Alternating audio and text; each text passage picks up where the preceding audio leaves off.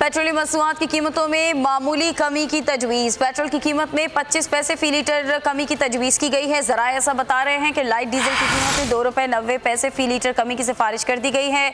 मिट्टी के तेल की कीमत में 83 पैसे फी लीटर कमी की तजवीज़ की गई है, ऐसा ज़राए बता रहे हैं। पेट्रोलियम मसनूआत की कीमतों में कमी के हवाले से तजवीज़ की गई है। मसनूआत की कीमतों में मामूली कमी की तजवीज़ है, ऐसा ज़राए बता रहे हैं। गुलाम मुर्तज़ा से इस बारे में मज़ीद बात कर लेते हैं। गुलाम मुर्तज़ा, आगाह कीजिएगा।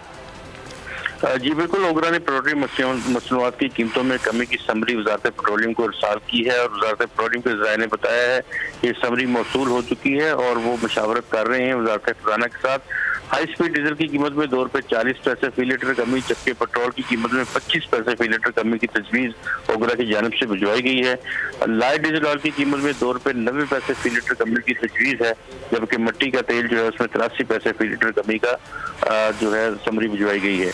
इस तरह से वजारत खजाना इस समरी के ऊपर फैसला करेगी। वज़ीर-ए-आज़म की मशावरत के बाद इस फैसला का अगर समरी मंजूर कर ली जाती है तो इसका इत्तलाक 1 दिसंबर से होगा। ठीक है, बहुत शुक्रिया आगाह करने के लिए। सब्सक्राइब करें और बेल दबाएं ताकि कोई खबर रह न जाए।